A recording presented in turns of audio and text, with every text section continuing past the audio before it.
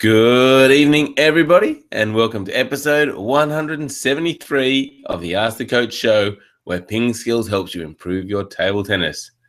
The Vought V173 was an American experimental test aircraft. It featured an unorthodox all-wing design that gave it the nickname of the Flying Pancake. Got to see a picture of this plane. Anyway, for episode 173, it was originally going to be on a Thursday, so we had a Throwback Thursday segment. And even though we're doing it on Friday, we're keeping the stand, and we're going to talk about the ping pong zone. In the questions, we're going to talk about Kenta Matsuda's amazing sidespin blocks. We talk about attacking with your backhand as a pen holder, and we discuss games up to 11 versus 21. We're also going to have a discussion on the upcoming World Cup. Very exciting table tennis ahead. I'm Jeff Plum, and as always, Super Coach Alois Rosario is here with me to answer your questions. Welcome, Alois. Thank you, Jeffrey. And also, guys, we're going to have a competition around the World Cup. So stay tuned. Towards the end of the show, we'll announce the competition. Yes. And go to PingSkills.com, sign up for our free newsletter. Lots of tips we send out every week. So get to PingSkills.com. All right, Alois. Let's just start with what happened on this day in history. Why not? It's such a great segment. Exactly. Well, it a little bit tragic today. In 1793, Marie Antoinette, the one of the wives of Louis XVI, was beheaded. Oh dear, that is tragic. It is. Okay, well, I don't know what to go on with next after you've brought up that tragic circumstance. Yeah, you probably beat him in a game of table tennis or something. Yeah, probably. All right, well, let's just try and lift the spirits of the show and get over that tragedy with our PingSkills question of the day, which is, how many times have you hit an around the net shot? Again, jump onto Facebook to let us know, or jump onto our blog at pingskills.com and let us know how many times have you hit an around the net shot. Now, yesterday's PingSkills question of the day was actually the day before because we missed a show. But it was, Alois, who has the best footwork in table tennis? What were the responses to this question? Yeah, you had quite a lot of responses, and I think a lot of people got it right. You know, according to me, saying Zuzin. So so Yassir Hosseini said Zuzin. Harsh said Zuzin. A few others, Pradeep. Stephen was sort of sat on the fence a little bit and said Zuzin or Marlong. Come on, Stephen, you've got to make a decision there. But a couple of people, you know, Abhinav said Marlong as well, and Sean Young said Marlong. And on the blog, Nigel agreed and said, I would suggest Zuzin just due to the fact he's a pen hold player and number 2 in the world ranking. So very good comment there. But one interesting comment from one of our regulars, Trevor Hirth, who's one of our para athletes, said Thorsten Schwinn is amazing. Single footwork para player from Germany. So this guy has one leg. He has one leg and a crutch. And guys, do yourself a favor and have a look at the YouTube clip. We'll put a link on there for you. Have a look at the way this guy moves. Absolutely amazing. Like, you know, I whinge when I've got to do some footwork and I can't move fast enough. Man, just watch him and you will be amazed. All right. I actually haven't seen that footage either, Alois. So after the show, I'm going to check it out. And as you said, we'll put a link in the show notes on our blog. Make sure you check it out. All right. Now, for Throwback Thursday on Friday, Alois, we're going to talk about the ping pong zone. Tell us a little bit about the ping pong zone. Yeah, it's an interesting concept, and it was brought up by one of our readers, Bud Wilson, quite a while ago now. And I'll just read the first bit of his blurb. So he said, "There is a fifth dimension beyond that which is known to man. It is a dimension of as vast as space and as timeless as infinity. It's the middle ground between light and shadow, between science and superstition, and it lies between the pit of man's fears and the summit of his knowledge. This is the dimension of imagination. It is an area which I call the ping pong zone." So yes, so there's what he talks about is being able to play against those different players, the players that are, that use funny rubbers and that, and just Oh trying no, to Alois, overcome that we're just area. struggling again with your internet connection. It has just started to struggle again. It just doesn't like I don't know what it doesn't like, but anyway, it's struggling again. But yeah, so firstly, wow, how he could put together that whole sentence was amazing, and that's blown my mind already. But yeah, he does talk about playing against people that have unorthodox, have funny rubbers, and don't do things what you call the proper way. So they don't look like they're a great table tennis player, but they just start hitting the ball in funny ways, but they always get the ball back and they make it spin unusually, and it's really frustrating, especially when you've been working on, improving your technique, getting everything right, and then suddenly they throw all this stuff at you and it seems like your game falls apart, whereas you're doing everything right and they're doing everything wrong, but they're still winning, and it can be really frustrating. Now, Alois, what can we do about the ping pong zone? Yeah. So no, he's gone. Yeah, so I think one of the things to just focus on is when you. No, we've lost him. Maybe we'll try just the sound. Maybe Alois, cut out the video and see if the sound's any better. Are you there, Alois? Yeah. Yeah. So I've just turned on the sound. You got me? No, it's still pretty bad. Yeah. It's still pretty bad. It was working for so long for the show. Yes. Anyway, the ping pong zone, really, it's a learning experience for you. It's a chance for you to get better as you play more against players using these funny rubbers. You're going to understand more about the spin that they're putting on it, and you're going to be able to deal with it. The other thing also is you just need to improve your technique. As your technique gets better, you're going to be able to hit the ball faster and stronger, and you're going to start to overpower these players who aren't using the correct technique.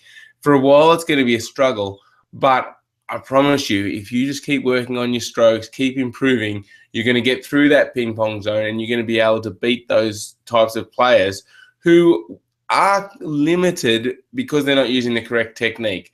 If you're not hitting the forehand as you should be doing, getting the right start position and finish position, you're not going to get that nice top spin and loop, and so you're not going to be able to hit the ball as hard as someone who just plays a weird sort of shot.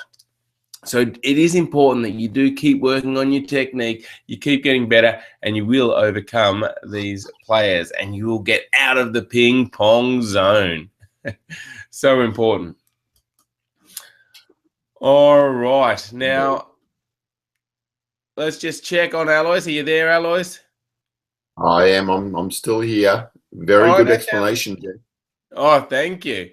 That sounds a bit better now, Alois. Yeah, mate. Do you want to tell us a bit about the World Cup and the competition we're having? Yeah, so the World Cup starting tomorrow, Men's World Cup, this one is. And so there's 20 players from around the world. interesting format. So the top 8 players go straight into the main draw. Players 9 to 20 go into a round robin series, and so they're playing in 4 groups of 3 with the top 2 qualifying for the main round. So, so interesting. Some of the players that are in the qualifying group. So, Gowning, Tiago Apolonio from Portugal, Panagiotis Jonas from Greece, and Robert Gardos are the top seeds in there. But I suppose the interesting one there is Jimmy Butler, Jeff. So Jimmy Butler from the US qualified at 44 years of age. Wow. And interestingly, Alois, I read he made an appearance at the World Cup 23 years ago in 1992. That's when he first qualified for the World Cup, and now he's back 23 years later. What an effort. Yeah, that is amazing, isn't it? Yes, certainly stood the test of time, and yeah, interesting player. So it'll be interesting to see. So he's got Panagiotis Jonas, the Greek chopper, and Simon Gore. Okay. Yeah, well, I mean, yeah. So in his group, and so our competition then, the competition is about how many points the person who plays in. Oh, yep. I'm going to have to go with this one, Alois. You just cut out again. So let me. Round, yeah, sorry, Alois. You just cutting out, so I can't hear you. So one call. I think he can't even tell that he's cutting out because he can't hear me. Sorry, people.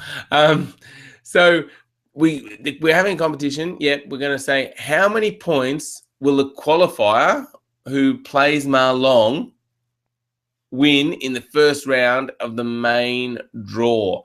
So those, as Alois explained, there's those 12 players that play in the round robin, and the top 2 from each group go through to the main draw. And whoever plays against Ma Long in that main draw, how many points will they win? Okay, so that's what we want to know. So again, you can probably put it on the Facebook page. We will put the question up there. So go to facebook.com/PingSkills and put in how many points you think they'll win. And we will give away a quarterly PingSkills premium membership to the person that gets closest. Okay, so looking forward to that competition, and make sure you check out ITTV to see all the great action. As we always say, it's really good to watch the top players play. It's great for your table tennis and totally entertaining. All right, now, Mike D has jumped on and asked a question using the Google Q&A app. He said, "Hi, guys. Glad to see you back. I was watching the Gary Cup finals from 2014. It was Eugene Wang versus Q Lee. I noticed Q Lee would toss the ball short and back towards him. Isn't that an illegal serve?" Yes, Mike, that is an illegal serve. But unfortunately, it's really hard for umpires to judge from where they're sitting, angles, and I really think the service rule needs to be modified, because it's either too hard to enforce or just not enforced, and it's not working. So, yeah, it's a rule that fraught with danger, and they talk about throwing the ball back towards you and angles and things, and it's just really too least. Yeah, absolutely. So yeah, I mean, you meant to throw it nearly vertical. That's the rule. You are right, but you watch all the top players and they all sort of throw it back towards them a bit. Yeah, I just think the service rule needs to be revisited. Now, Georgie has asked a question about how to attack on the backhand playing with the penhold grip. Tell us a little bit about this, Alois. No, he's not there at all. Oh, no, he is there. So Go, there's Alois. a couple of options, Georgie. That can so you can use a lot further. And Alois, I'm going to have to take over. Georgie, what? Yeah, the person that has revolutionized the attack on the backhand was Wang Hao. So just Google Wang Hao and watch his backhand. It is amazing. Now, the first time I saw Wang Hao play this backhand, I thought, is he using a shakehand grip? Because he actually uses the reverse side of his bat to play the backhand. And so it actually almost does look like a normal shakehand backhand. We do have a video on penhold techniques where we talk about using the reverse penhold backhand. So what I'll do is I'll put a link in the show notes. Check out that video and it'll explain how to do the reverse penhold backhand. It's a great way to attack by using the reverse side. Does take a bit of practice to get used to, but experiment around with it, Georgie, and let us know if that helps you out. All right. Now, Thies has said, I currently play in 2 leagues. The league where I play every match, we play to 21. In the other league, I'm a reserve player, so I don't play very often. There they play to 11. Next year, the first mentioned league will play up to 11. Any thoughts? My first thought on this is I much prefer games up to 21. I reckon they should take it back to being games up to 21. If you agree with me, let me know. Put a comment on the blog.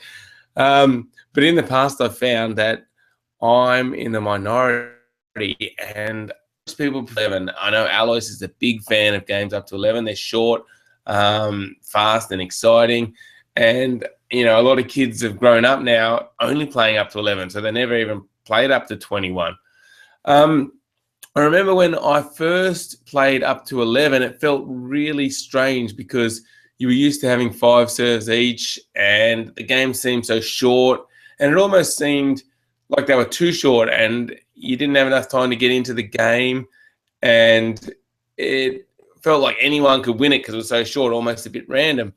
But as soon as you play that for a couple of months, you really get used to it, and I don't think you need to change your tactics that much for games up to 11 versus games up to 21. Maybe one of the things that changes is up to 21, you had 5 serves each. So you might be able to try and do like 3 long serves in a row and then serve a fast one. And it seemed like you just got a bit more rhythm on your serve. Whereas up to 11, you only get 2 serves each. So it's just how you use those serves. It might seem a bit harder to throw in a long serve because you don't feel like you've set them up with a few short serves. But because you switch back every 2 serves, you can still just treat it as if you were continuing your serves from before. So I think, once they switch over, you will just get used to those games up to 11 and just keep going with it. Don't change your tactics too much. You'll get used to it. If anyone else has any ideas, leave a comment on our blog. Love to hear your thoughts. And Yazid has a question. He says, hi, Alois. I watched the match Kenta versus Zhu Xin. And he says, Kenta does a lot of side spin blocks. And one of those is a forehand side spin block. How do you do the forehand side spin block?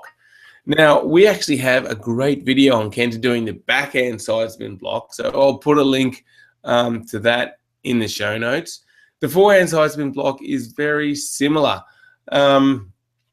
You're just going across the ball to put some side spin on the ball, and it can also take some pace off the ball coming towards you. But the key I want to stress here is that it's a much riskier shot, and you really want to develop your standard block first. So important. Kenta has an amazing normal block, and he's able to control that ball so well. And it's because of those, those skills in controlling the ball that he can do these incredible things with the sidespin blocks. So Yazid, make sure you keep working on your normal block. And yeah, I think it's just a lot riskier shot as well. So unless you've got great touch, it's going to be difficult. But yeah, check out the links in the show notes to see the backhand sidespin block.